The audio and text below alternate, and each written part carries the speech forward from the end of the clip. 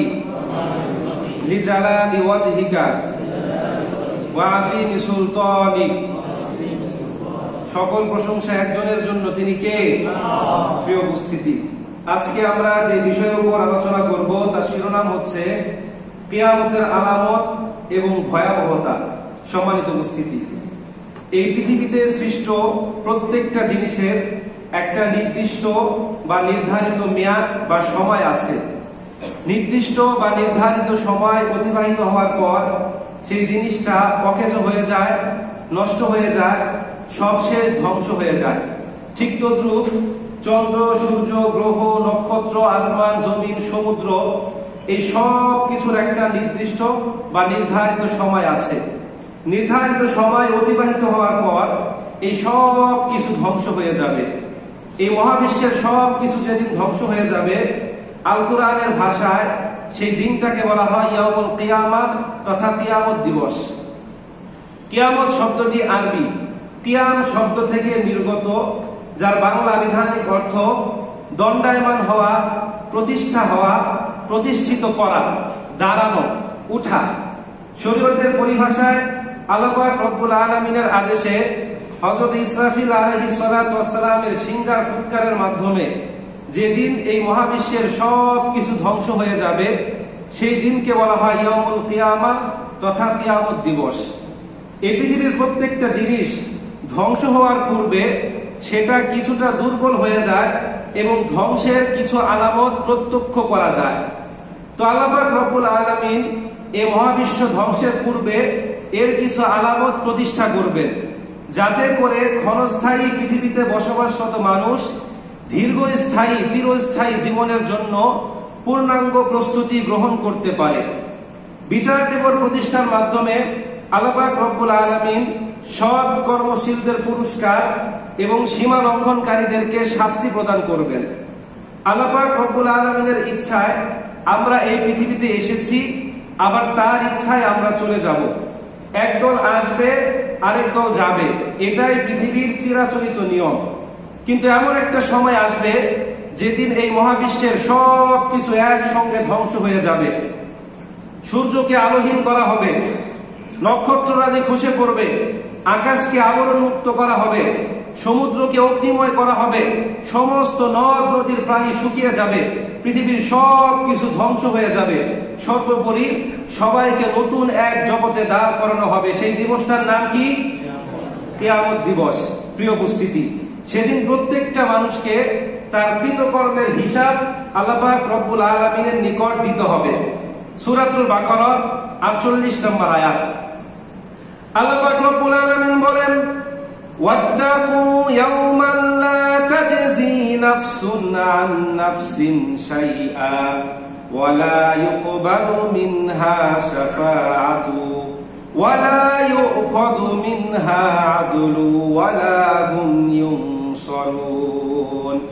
আল্লাহ রাব্বুল আলামিন বলেন, হে আমার প্রিয় হাবিব, আপনি দুনিয়ার সমস্ত মানুষদেরকে বলে দিন, ওয়াত্তাকু, তোমরা ভয় করো, ইয়াউমান, সেই দিনকে, লা তাজজি নাফসুন আন নাফসিন শাইআ, যেদিন কেউ কারো কোনো উপকার করতে পারবে না, ওয়ালা ইউকবালু মিনহা শাফাআতু, যেদিন কারো পক্ষ থেকে কোনো সুপারিশ গ্রহণ করা হবে না, ওয়ালা ইউখাযু মিনহা আদলু, যেদিন কারো নিকট থেকে কোনো সুপারিশ কবুল করা হবে না, কোনো বিনিময় কারো নিকট থেকে গ্রহণ করা হবে না, ওয়ালা হুম ইউনসারুন, সেদিন কারো কোনো প্রকার সাহায্যকারী সেখানে থাকবে না।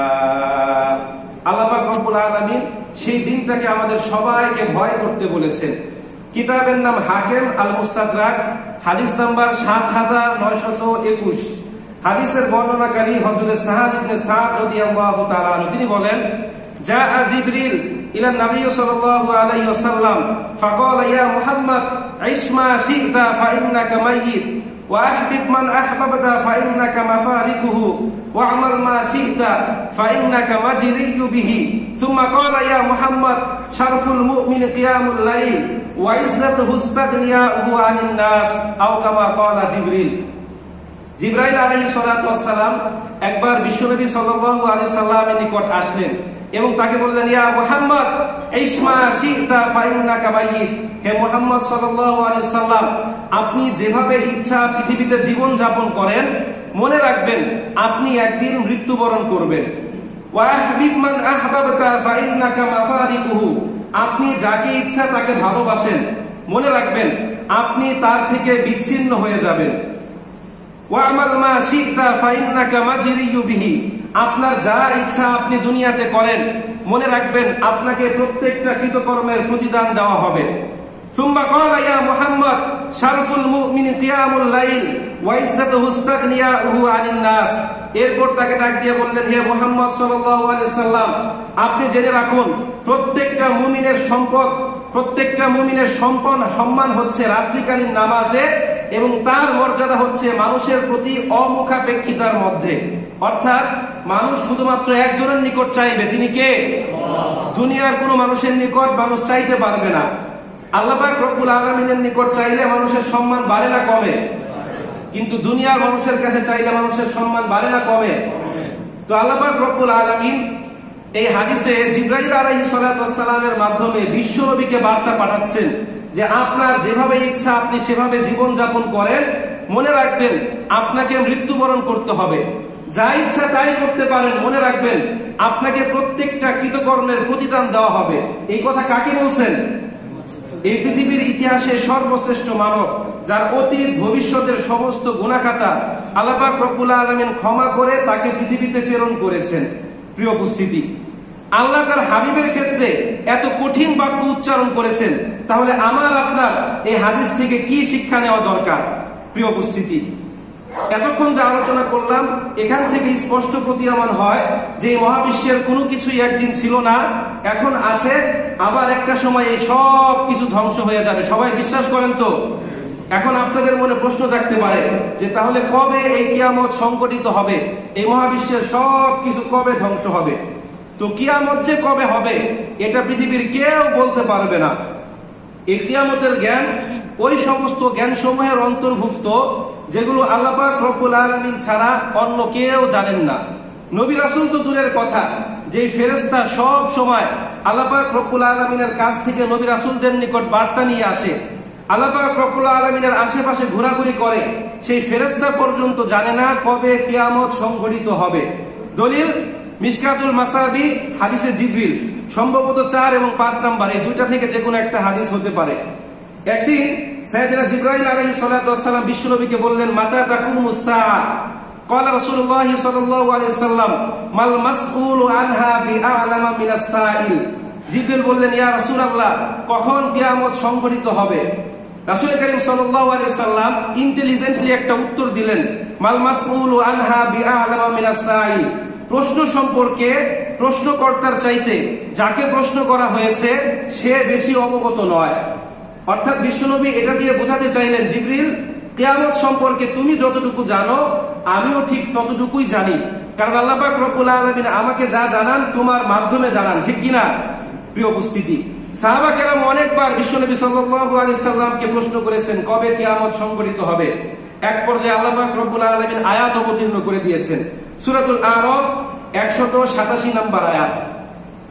আল্লাহ রাব্বুল আলামিন বলেন, ইয়াসআলুনাকা আনিস সাআতি আইয়ানা মুরসাহা কুল ইন্নামা ইলমুহা ইনদা রাব্বি লা ইউজাল্লিহা লিওয়াক্তিহা ইল্লা হু। আল্লাহ রাব্বুল আলামিন বলছেন, হে আমার প্রিয় হাবিব, অবশ্যই অবশ্যই মানুষ আপনার কাছে কিয়ামত সম্পর্কে জিজ্ঞাসাবাদ করবে। কুল ইন্নামা ইলমুহা ইনদা রাব্বি, হে আমার হাবিব, আপনি দুনিয়ার সমস্ত মানুষদেরকে বলে দিন, নিশ্চয়ই কিয়ামতের জ্ঞান শুধুমাত্র আমার রবের মধ্যেই সীমাবদ্ধ। লা ইউজাল্লিহা লিওয়াক্তিহা ইল্লা হু, তিনি সঠিক সময়ে এই কিয়ামতকে সংঘটিত করবে।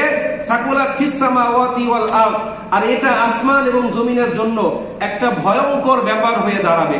প্রিয় উপস্থিতি, তো কিয়ামতের নির্ধারিত দিনক্ষণের কথা কোরআন এবং হাদিসের কোথাও স্পষ্ট করে ব্যক্ত করা না থাকলেও পরোক্ষ অনেক নিদর্শন আল্লাহ পাক রব্বুল আলামিন রেখে দিয়েছেন। বিশ্বনবী সাল্লাল্লাহু আলাইহি ওয়াসাল্লাম কিয়ামতের অনেক আলামতের কথা বর্ণনা করেছেন, যেগুলো নিয়ে আলোচনা করলে কয়েক জুমা চলে যাবে, এরপরও কিয়ামতের আলামত বর্ণনা করা শেষ হবে না। তার সবচেয়ে বড় দলিল হচ্ছে সহিহ মুসলিম 7003 নম্বর হাদিস। হাদিসের বর্ণনাকারী হযরত আমর ইবনে আখতাব রাদিয়াল্লাহু তাআলা আনহু, তিনি বলেন, একদিন ফজরের নামাজের পর রাসূল করিম সাল্লাল্লাহু আলাইহি ওয়াসাল্লাম মিম্বারে উঠলেন। মিম্বারে উঠে কিয়ামতের পূর্বে সংঘটিতব্য সমস্ত বিষয় নিয়ে তিনি সবিস্তারিত আলোচনা করতে শুরু করলেন। আলোচনা করতে করতে যোহরের নামাজের সময় হয়ে গেল। রাসূল করিম সাল্লাল্লাহু আলাইহি ওয়াসাল্লাম আমাদের নিয়ে যোহরের নামাজ আদায় করলেন। এরপর আবার তিনি মিম্বারে উঠে আলোচনা শুরু করলেন। আলোচনা করতে করতে আসরের আজান হয়ে গেল। এরপর বিশ্বনবী আমাদের নিয়ে আসরের নামাজ আদায় করলেন। আসরের নামাজ আদায় করার পর আপনার তিনি কিয়ামত নিয়ে আলোচনা শুরু করলেন। আলোচনা করতে করতে সূর্যাস্ত পর্যন্ত তিনি কিয়ামতের আলামত গুলো নিয়ে আলোচনা করলেন। প্রিয় উপস্থিতি, এখান থেকে আমরা বুঝতে পারলাম যে বিশ্বনবী সাল্লাল্লাহু আলাইহি ওয়াসাল্লাম কি পরিমাণ কিয়ামতের আলামতের কথা বর্ণনা করেছেন, যেগুলো ধারাবাহিকভাবে একের পর এক সংঘটিত হতে থাকবে। প্রিয় উপস্থিতি, কোরআন এবং হাদিসে কিয়ামতের যে আলামতগুলো পাওয়া যায়, এগুলো দু প্রকারে বিভক্ত। প্রথম ভাগ হচ্ছে আলামতে সুগরা বা ছোট ছোট নিদর্শন। দ্বিতীয় ভাগ হচ্ছে আলামতে কুবরা বা বড় বড় নিদর্শন। তো আলামতে সুগরা বা ছোট ছোট নিদর্শনগুলো ইতিমধ্যেই আমরা প্রত্যক্ষ করেছি, করছি এবং ভবিষ্যতেও করব। এগুলো দেখে আমরা ভাবছি পৃথিবী মনে হয় দিনকে দিন সামনের দিকে এগিয়ে যাচ্ছে। জ্ঞান, বিজ্ঞান, সভ্যতা, সংস্কৃতিতে আমরা সামনের দিকে অগ্রসর হচ্ছি। প্রযুক্তির উৎকর্ষতা দেখে আমরা ভাবছি পৃথিবী মনে হয় দিনকে দিন অগ্রগতির দিকে এগিয়ে যাচ্ছে। কিন্তু আসলে বিষয়টা এমন নয়। সভ্যতার বিকাশের সাথে সাথে আমরা যেমন একটু একটু করে সামনের দিকে এগিয়ে যাচ্ছি, একইভাবে এই মানুষই আবার এই সভ্যতাকে ধ্বংসের পিছনে কাজ করে যাচ্ছেন। এটা পরিবেশ বিজ্ঞানীদের কথা। একটা সময় বিজ্ঞান এই মহাবিশ্ব সৃষ্টি এবং ধ্বংস সম্পর্কে বিশ্বাস করত না, কিন্তু এখন বিগ ব্যাং থিওরি আবিষ্কারের পর স্টিফেন হকিং যখন এটা ব্যাখ্যা বিশ্লেষণ করলেন যে মহাবিশ্ব গোটা এক মহাবিস্ফোরণের মাধ্যমে সৃষ্টি হয়েছে, আবার আস্তে আস্তে এই মহাবিশ্ব ধ্বংস হয়ে যাবে, তখন থেকে বিজ্ঞান মূলত এটা বিশ্বাস করতে শুরু করেছে যে না, এই পৃথিবী একদিন ছিল না, এখন আছে, আবার একদিন ধ্বংস হয়ে যাবে। আমরা যেই পরিমাণ রাসায়নিক সার, এরপর green house gas, carbon die oxide নিঃসরিত করছি, এ থেকে বোঝা যায় কিয়ামত খুব বেশি দূরে না। আমরাই কিন্তু এই কিয়ামতের পিছনে দায়ী। এটা পরিবেশ বিজ্ঞানীদের কথা। প্রিয় উপস্থিতি, পানি ভর্তি একটা বোতল যখন নিচ থেকে সামান্য একটু ফুটো করা হয়, পানি ঝরতে ঝরতে ঝরতে ঝরতে এক পর্যায়ে বোতলটা কি ভরে যায় না খালি হয়ে যায়?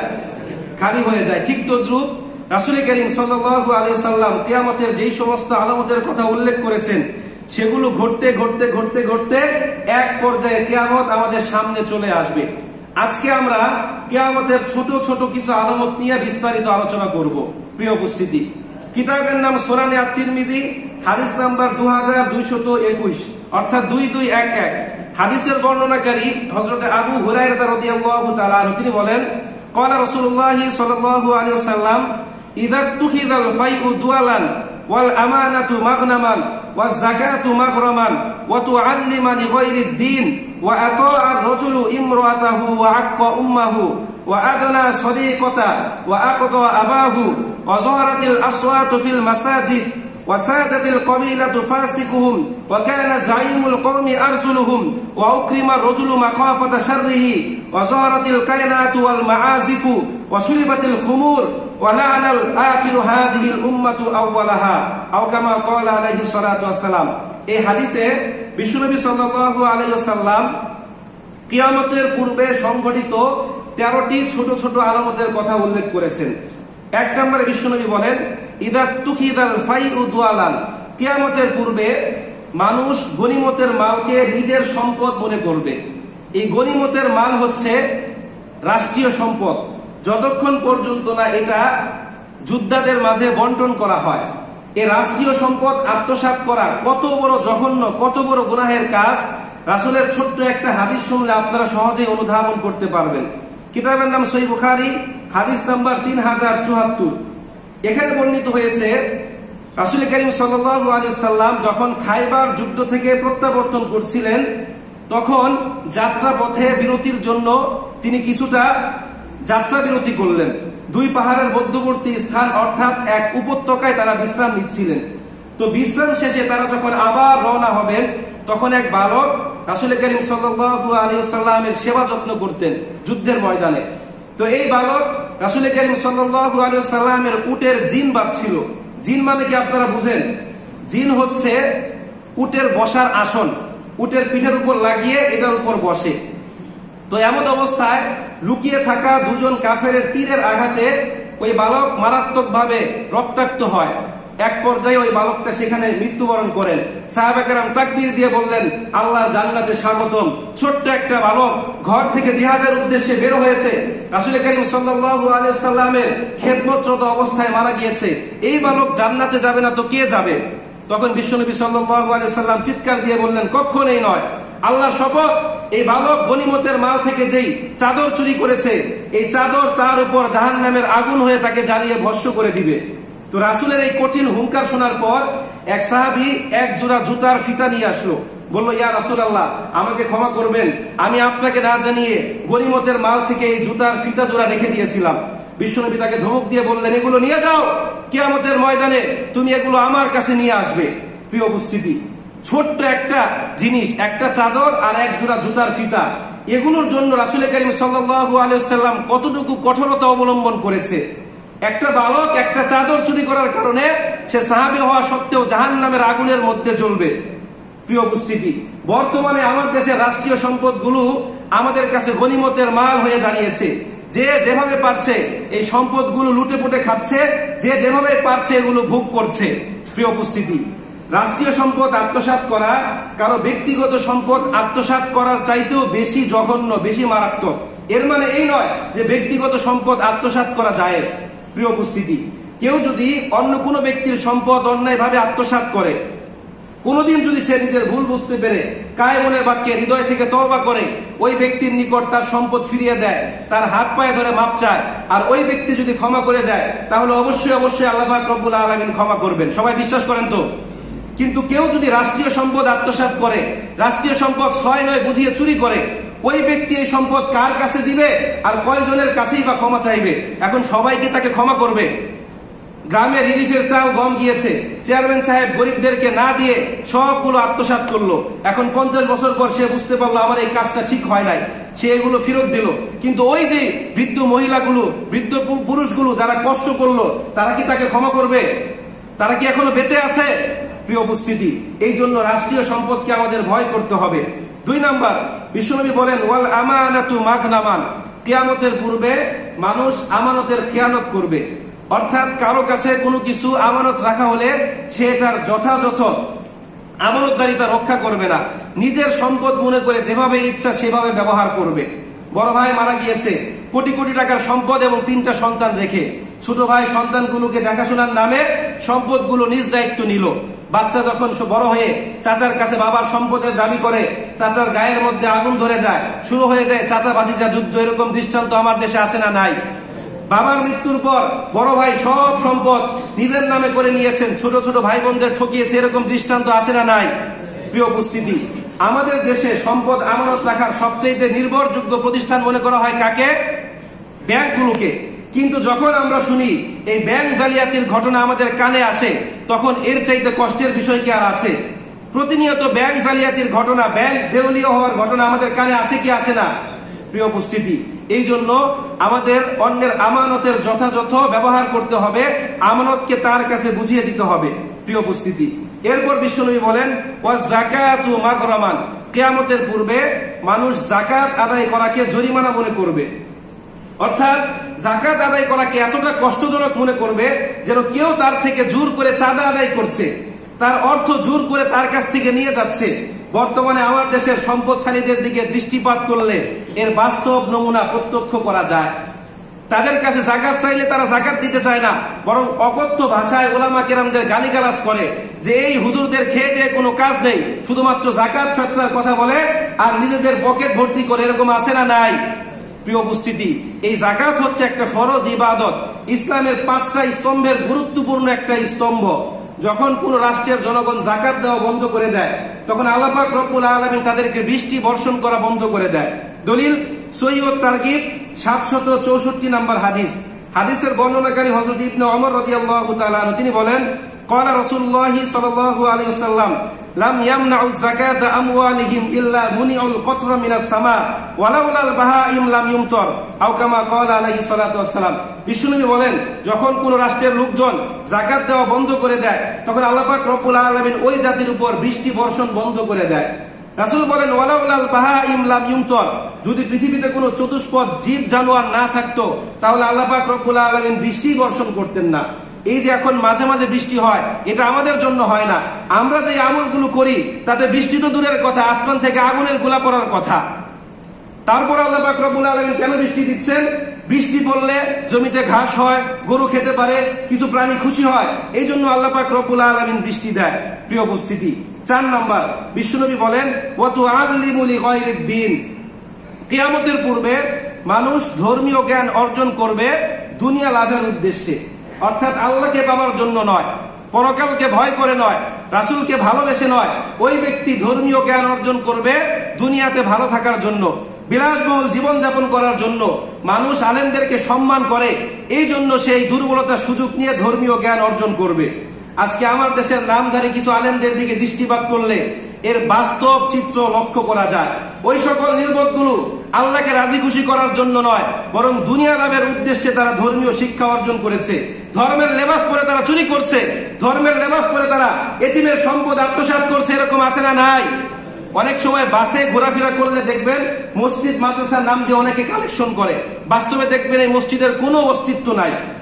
অনেকে আবার ওয়াজের নামে ধর্ম ব্যবসা করছে। এই সমস্ত উলামা কেরামের জন্য মানুষ আজ প্রকৃত আলেমদেরকে যথাযথ সম্মান করে না। সত্য না মিথ্যা? এই সমস্ত লেবাসদারি নামধারী আলেমদের জন্য মানুষ বর্তমানে প্রকৃত আলেমদেরকে যথাযথ মর্যাদা দিচ্ছে না। আবার আমার দেশে এমন মাদ্রাসা আছে, সেখানে বলা হয় আপনার ছেলেকে আন্তর্জাতিক মানের হাফেজ বানান। বিশ্ব প্রতিযোগিতায় গ্রহণ করার জন্য আমরা একটা আন্তর্জাতিক মানের মাদ্রাসা তৈরি করেছি। এখন কেউ যদি আন্তর্জাতিক চ্যাম্পিয়ন হওয়ার জন্য তার সন্তানকে হাফেজ বানায়, সে কি ভালো কাজ করলো না খারাপ কাজ করলো? তার উদ্দেশ্য ভালো না খারাপ? উলামা কেরামের সর্বসম্মতিক্রমে এটা অবৈধ, হারাম, নাজায়েজ। অর্থাৎ দুনিয়া লাভের উদ্দেশ্যে কোনো ক্রমে ধর্মীয় জ্ঞান অর্জন করা যাবে না।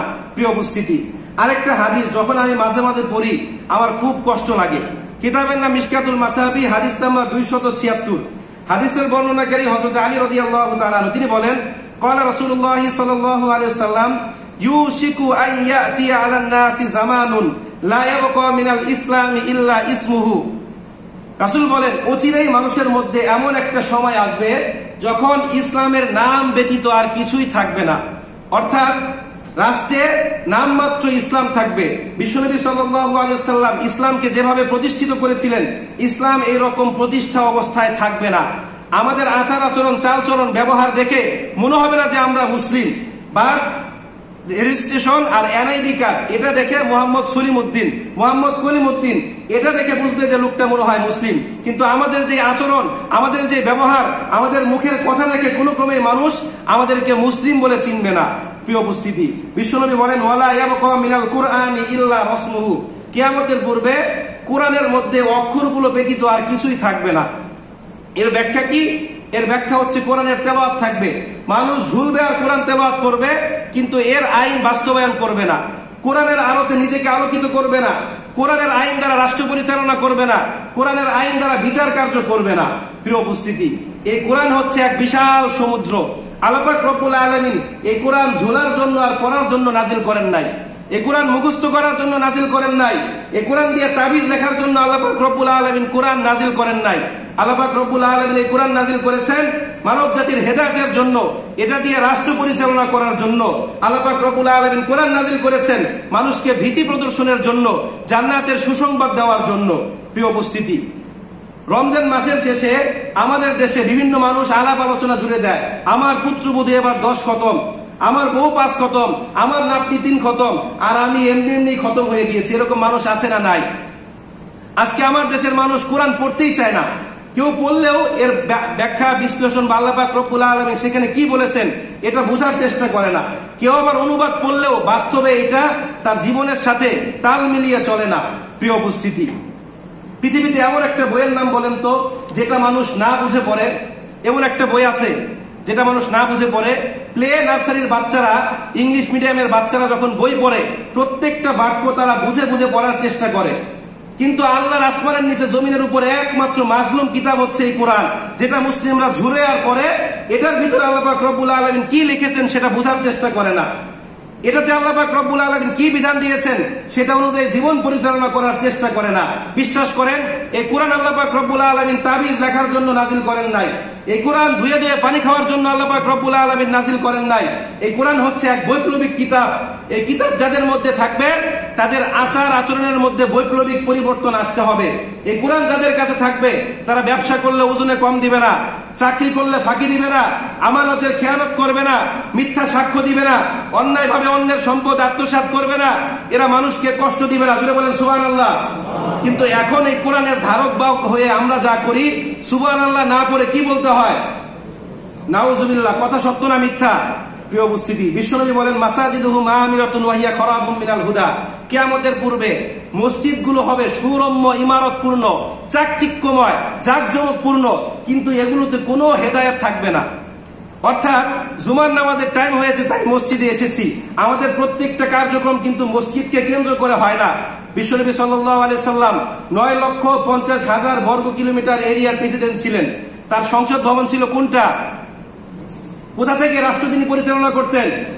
মসজিদটা কেমন ছিল? মসজিদের উপরে ছিল খেজুর পাতার চাটাই। এই মসজিদ থেকে বিশ্বনবী 9,50,000 বর্গ কিলোমিটারের রাষ্ট্র পরিচালনা করত। আর আমরা মসজিদ থেকে আমাদের সমাজটা, পরিবারটাও পরিচালনা করতে পারি না। নামাজের সময় হয়, কোন রকম এসে কখন মসজিদ থেকে বের হব সর্বদা এই চিন্তায় আমরা মগ্ন থাকি। ঠিক না বেঠিক জিজ্ঞাসা করব না, আপনারা বললেও ঠিক, না বললেও ঠিক। প্রিয় উপস্থিতি, এরপর বিশ্বনবী বলেন উলামাউহুম শাররু মান তাহতা উদিমিস সামা মিন ইনদিহিম তাখরুজুল ফিতনাতু ওয়া ফীহিম তাউদুন। কিয়ামতের পূর্বে আসমানের নিচে জমিনের উপরে সবচেয়ে নিকৃষ্ট হবে আলেম উলামারা। সব আলেম না, কিন্তু যারা নিকৃষ্ট আলেম তাদের কথা বলেছেন। রাসূল বলেন তাখরুজুল ফিতনাতু ওয়া ফীহিম তাউদুন, তাদের থেকে ফিতনা বের হবে, আবার ঘুরে ফিরে তাদের দিকে এই ফিতনা প্রত্যাবর্তন করবে। ইউটিউবে যখন ওয়াজ শুনেন, বিভিন্ন দলীয় বক্তা দেখবেন এই দলের বক্তা ওই দলের বিরুদ্ধে বলছে, ওই দলের বক্তা এই দলের বিরুদ্ধে বলছে। অর্থাৎ 1 ঘন্টা ওয়াজ করলে এর ভিতরে 45 মিনিটে তারা অন্যের গীবত নিয়ে থাকে। এখন অনেকে বলবে তুমি বড় হুজুর হয়ে গিয়েছো, আলেমদের দোষ ধরো। এই কথা কি আমার না রাসূলের? মানে কেউ আমার কথা বুঝেন না, এই কথা কি আমার না রাসূলের? আলেমরা যে আসমানের নিচে জমিনের উপরে নিকৃষ্ট হবে এই কথা কে বলেছেন? কথা কি সত্য না মিথ্যা? প্রিয় উপস্থিতি, এই জন্য এই কিয়ামতের আলামত সম্পর্কে আমাদের সচেতন হতে হবে। 5 নাম্বার, বিশ্বনবী বলেন কিয়ামতের পূর্বে মানুষ তার স্ত্রীর আনুগত্য করবে, মায়ের অবাধ্য হবে। যদি একটু বিস্তারিত বলতে চাই, স্ত্রীর বৈধ অবৈধ জায়েজ নাজায়েজ সমস্ত চাহিদাগুলোকে তারা পূরণ করবে, কিন্তু মা যখন কিছু চাইবে তখনই সন্তানের মন খারাপ হয়ে যাবে। অর্থাৎ স্ত্রীকে খুশি করার জন্য প্রয়োজনে মাকে হত্যা করবে, প্রয়োজনে মাকে বৃদ্ধাশ্রমে রেখে আসবে। এরকম দৃষ্টান্ত আমার দেশে আছে না নাই? এটা কি মূর্খরা করে না শিক্ষিতরা করে? মূর্খরা কি বৃদ্ধাশ্রম চিনে? মূর্খরা বৃদ্ধাশ্রম চিনে? প্রিয় উপস্থিতি, 2020 সালের 21শে এপ্রিল করোনাকালীন সময়ের একটা ঘটনা আমি প্রথম আলো পত্রিকায় পড়েছিলাম। যখন গোটা বিশ্বে কোনো ক্রমে মৃত্যুর মিছিল থামানো যাচ্ছিল না, তখন আমার দেশে মানবতার এক কলঙ্কজনক অধ্যায় রচিত হয়। আপন জন্মধাত্রী মাকে তার সন্তানরা করোনা সন্দেহে ঘর থেকে বের করে দেওয়ার জন্য বেঁধে বস্তার মধ্যে করে রাস্তার পাশে জঙ্গলের মধ্যে ফেলে দেয়। তার চিৎকার চেঁচামেচির আওয়াজ শুনে গ্রামবাসী এসে তাকে উদ্ধার করে। এরপর জানা গেল তার আপন সন্তানেরা তাকে ঘর থেকে বের করে দিয়েছে। প্রিয় উপস্থিতি, এর আগেও বন বিভাগের এক ঊর্ধ্বতন কর্মকর্তা, যাকে পত্রিকার ভাষায় বলা হয় টাকার কুমির, তার দুর্নীতি ধরা পড়ার পর খাটের নিচে, আলমারিতে, কলসিতে, বালিশের মধ্যে সব জায়গায় শুধু টাকা আর টাকা। তখন কর্মকর্তারা ভাবলো যে মানুষ তো যারা দুর্নীতি করে স্ত্রী বা বাবা মার নামে টাকা রাখে, দেখি তার বাবা মায়ের নামে কি আছে। খোঁজ নিয়ে দেখা গেল তার মা এমন এক ভাঙা ঘরের মধ্যে থাকে যা দিয়ে বৃষ্টি হলে পানি পড়ে, প্রতিবেশী কিছু খাবার দিলে সে খেতে পারে, না দিলে না খেয়ে অনাহারে থাকে। এরকম দৃষ্টান্ত আমার দেশে আছে না নাই? প্রথম আলো পত্রিকার বিবৃতি, আমি আমার বানানো কোনো কথা বলছি না। প্রিয় উপস্থিতি, এই যে কিয়ামতের আলামত, এই আলামত সম্পর্কে আমাদের সতর্ক থাকতে হবে। এই আলামতগুলো থেকে শিক্ষা নিয়ে মৃত্যুর পূর্ণাঙ্গ প্রস্তুতি গ্রহণ করতে হবে। আল্লাহ পাক রব্বুল আলামিন আমাদের সবাইকে পরিপূর্ণ দিনদার মুত্তাকি হিসেবে কবুল করুন। ইনশাআল্লাহ আগামী জুমায় আমরা আরো বিস্তারিত আলোচনা করব। আল্লাহ পাক রব্বুল আলামিন তৌফিক দান করুন। সম্মানিত উপস্থিতি, আমাদের মাঝে আজকে দুইটা ঘোষণা এসেছে, আমি সংক্ষিপ্তভাবে বলছি। প্রথমটা হচ্ছে ডেঙ্গুর ব্যাপারে। এটা আমাদের সিভিল এভিয়েশন সম্পত্তি শাখা থেকে এসেছে। আপনাদের বাড়ির আশেপাশে পানি বা বিভিন্ন রকম জঙ্গল থাকলে আপনারা একটু পরিষ্কার করবেন, কোথাও পানি জমে থাকলে সেটা পরিষ্কার পরিচ্ছন্ন রাখবেন। দ্বিতীয়টা হচ্ছে, এটা আমাদের কাউন্সিলরের দপ্তর থেকে এসেছে যে 55 বছরের ঊর্ধ্বে কেউ যদি বয়স্ক ভাতা বা সরকারের কোনো সেবার আওতায় না থাকেন, তাহলে তাদেরকে যাকাত ফান্ড থেকে বিভিন্ন সাহায্য সহযোগিতা করা হবে। যারা আছেন তারা সেখানে গিয়ে যোগাযোগ করবেন প্রয়োজনীয় কাগজপত্র নিয়ে। আল্লাহ পাক রব্বুল আলামিন সবাইকে জনকল্যাণমূলক কাজ বেশি বেশি করার মতো তৌফিক দান করুন।